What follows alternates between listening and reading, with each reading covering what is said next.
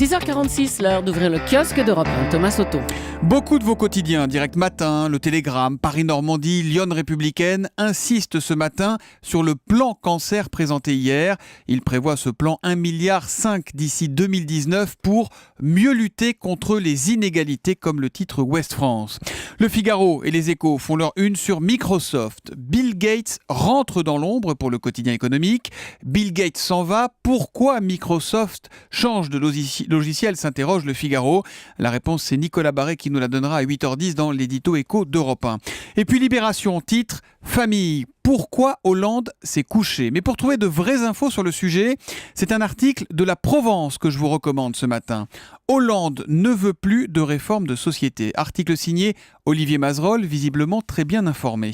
Alors, qu'est-ce qu'on y apprend sur le chef de l'État dans cet article ? Eh bien qu'il a une seule obsession, François Hollande, gagner son combat pour l'emploi. Et que c'est d'ailleurs pour ça qu'il a tranché sans état d'âme quand il a fallu enterrer la loi sur la famille. Mazerolle précise, si seul un report est annoncé, le projet de loi n'est pas prêt d'être débattu.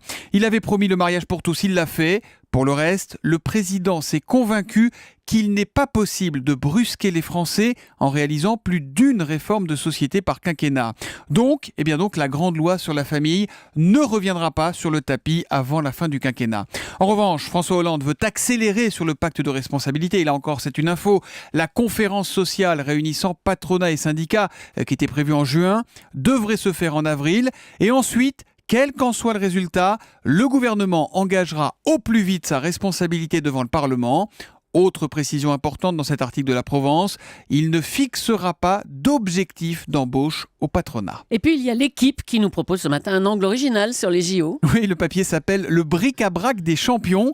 Le quotidien a mis son nez dans les valises de nos athlètes en partance pour Sotchi, où l'on apprend que Jason Lamy-Chapuis emporte son oreiller perso qui, dit-il, l'aide à mieux dormir. Comme la reine d'Angleterre. Exactement. Maurice Magnifica, ce ski de fond, ne part jamais sans Gigi la brebis. Gigi la brebis, c'est une peluche offerte par sa chérie. Il paraît que comme ça, il pense à elle. Quant à Nathalie Péchala, la patineuse de 30 ans, elle ira en Suisse avec son grand livre de coloriage. C'est un livre anti-stress offert par sa maman.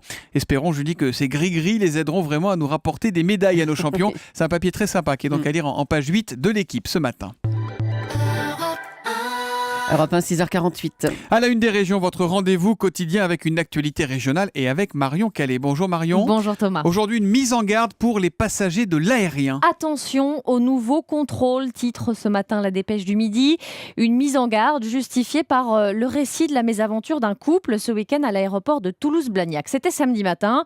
Gérald, sa femme et leur bébé de 5 mois arrivent à l'aéroport à 6h. Ils passent sans encombre le premier niveau de sécurité, font passer leurs bagages sur le tapis roulant. Jusque-là donc, pas de problème. Sauf que juste après ça, des agents de sécurité se manifestent pour contrôler les aliments de bébé, de compote, de l'eau minérale et du lait en poudre. Pas grand-chose a priori. Le tout est placé, raconte la Dépêche, dans une sorte de micro-ondes, un scanner de liquide censé pouvoir détecter des explosifs. Et comme le résultat n'est pas concluant, c'est manuellement ensuite, avec une bandelette, que les produits de bébé sont testés. Finalement, rien à signaler, sauf que comme ce contrôle a duré une demi-heure, le couple a raté son avion. Non. Et ce que le journal raconte ce matin, c'est que ce n'est pas un excès de zèle des agents de sécurité, c'est simplement que depuis vendredi dernier, ce nouveau contrôle est organisé dans tous les aéroports de France à l'initiative de la DGAC, la Direction Générale de l'Aviation Civile. Aliments pour bébé, médicaments, logez donc à la même enseigne que tous les liquides suspects. Prenez donc vos dispositions, conclut la Dépêche du Midi. C'est un petit peu embêtant d'ouvrir les aliments pour bébé, parce que ça peut être périssable. En plus, tremper une bandelette dedans, c'est pas quand on la donne à bébé ensuite, c'est pas terrible. Ça se discute. Ouais. Merci Marion Calais, c'est donc à lire dans la Dépêche du Midi ce matin.